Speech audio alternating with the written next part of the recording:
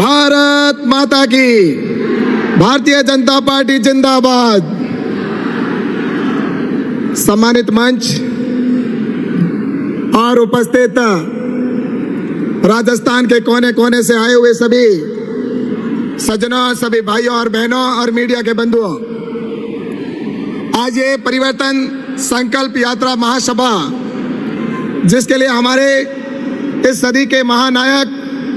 हमारे लोकप्रिय प्रधानमंत्री आदरणीय नरेंद्र मोदी जी हमारे बीच में कुछ ही क्षणों में पहुंचने वाले हैं। और निश्चित रूप से आज इस जन समूह के अंदर उपस्थित सभी के अंदर जो उत्साह देख रहा हूं, ये निश्चित रूप से परिवर्तन की लहर ही नहीं, परिवर्तन की आंधी है। क्योंकि राजस्थान के अंदर जिस तरह से जंगल राज बन चुका है, राजस्थान की सरकार, अशोक गहलोत की सरकार जो निरंकुश हो चुकी है, आज देश के प्रधानमंत्री नरेंद्र मोदी जी हमारे बीच में कुछ समय बीच में पधारेंगे। नरेंद्र मोदी जी के नेतृत्व में देश लगातार आगे बढ़ रहा है। मुझसे पूर्व वक्ताओं ने आपको जिस तरह से बताया कि आज देश के अंदर चाहे गरीब कल्याण की योजना हो, चाहे युवाओं के लिए हो, चाहे आप देश को आगे बढ़ाने वाली बात हो, चाहे किसानों के कल्याण की बात हो, आज नरेंद्र मोदी जी के नेतृत्व में चाहे किसानों को किसान सम्मान निधि के तौर पर पैसा देने की बात हो, चाहे किसानों के लिए एग्रीकल्चर इंफ्रास्ट्रक्चर फंड की बात हो, आज किसान को आत्मनिर्भर बनाने की बात की जा रही है। और जहां मैं राजस्थान में देखता हूं तो अशोक गहलोत की सरकार, जो अशोक गहलोत सरकार जब यहां पर आई थी, उस समय किसानों से वादा किया था कि हम किसानों का संपूर्ण कर्जा माफ करेंगे।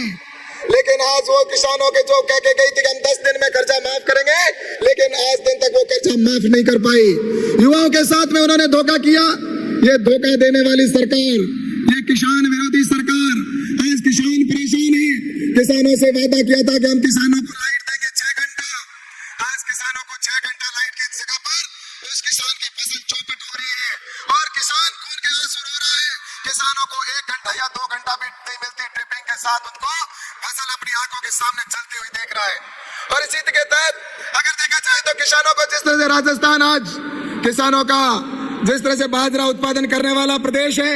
हिंदुस्तान में सबसे ज्यादा बाजरे का उत्पादन यहाँ पर होता है। लेकिन मैं आपसे कहना चाहता हूँ कि राजस्थान के किसानों को बाजरा, जो नरेंद्र मोदी जी ने एमएसपी की योजना के तहत लागत से 1.5 गुना करने का निर्णय लिया, राजस्थान के पड़ोसी प्रदेशों के अंदर एमएसपी के ऊपर, जहाँ हरियाणा के अंदर एमएसपी के अंदर उनको 25 रुपए किलो के अंदर बेचने का उनको मौका मिला। यहीं पर मध्य प्रदेश के अंदर हो, चाहे उत्तर प्रदेश के अंदर हो, चाहे गुजरात के अंदर हो, वहां पर किसानों ने बाजरा जो बेचा वो लगभग 2300 रुपए क्विंटल के हिसाब से बेचा। लेकिन राजस्थान के किसानों को मात्र उनको 1300-1400 रुपए में बेचने के लिए मजबूर होना पड़ा।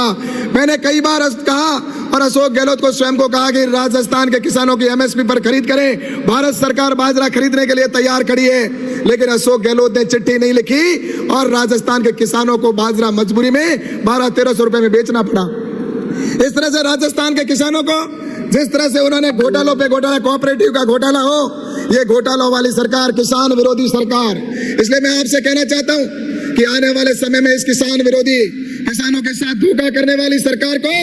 अब हमें यहाँ से उखाड़ फेंकना है। और ये राजस्थान के किसान ने संकल्प लिया है, क्योंकि राजस्थान की परिवर्तन यात्रा में मेरा सब जगह जाना हुआ और सभी जगह पर जिस तरह से किसानों के दिल में आग लगी हुई है, इससे स्पष्ट होता है कि अब के राजस्थान का किसान निश्चित रूप से इस तरह का, जिस तरह से किसानों के साथ धोखा करने वाली सरकार को अब बर्दाश्त नहीं करेगी। और इसलिए मैं आपसे कहना चाहता हूं कि इन्होंने किसानों के साथ धोखा किया, इन्होंने सनातन के ऊपर भी चोट करने का काम किया।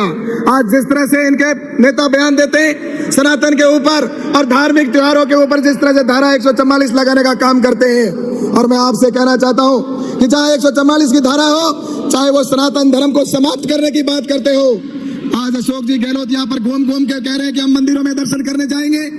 मैं उनसे कहना चाहता हूँ कि पहले तो वो सनातन धर्म के जिसने गाली दी, जिन्होंने समाप्त करने की बात की, जिन्होंने कोरोना और एड्स जैसी बात की कि इस धर्म को समाप्त कर देना चाहिए, उनमें उनके राष्ट्रीय अध्यक्ष ने भी, खड़गे ने भी सहमति जताई है। सबसे पहले अशोक गहलोत में अगर हिम्मत है तो वो माफी मांगे, इसके लिए उनको कहे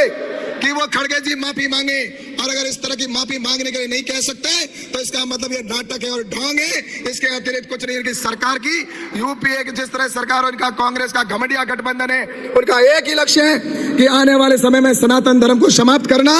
और आने वाले समय के अंदर देश के अंदर नरेंद्र मोदी जी के नेतृत्व में जो देश आगे बढ़ रहा है उसको किस तरह से यहाँ पर उनको करने की बात की। इसलिए मैं आपसे कहना चाहता हूं कि अब हम राजस्थान के अंदर डबल इंजन की सरकार बनानी है। जिस तरह से गुजरात के अंदर विकास हो रहा है, जिस तरह से उत्तर प्रदेश के अंदर विकास हो रहा है, वैसा ही राजस्थान की जनता परिवर्तन चाहती है। और इसीलिए आज ये परिवर्तन यात्रा के अंदर इतने जन समूह के रूप में आए हो, आप यहाँ पर आशीर्वाद देने के लिए आए, इसके लिए मैं आपका बहुत बहुत धन्यवाद देता हूँ और प्रधानमंत्री आदरणीय नरेंद्र मोदी जी का बहुत बहुत स्वागत करते हुए अपनी बात को समाप्त करता हूँ। बहुत बहुत धन्यवाद।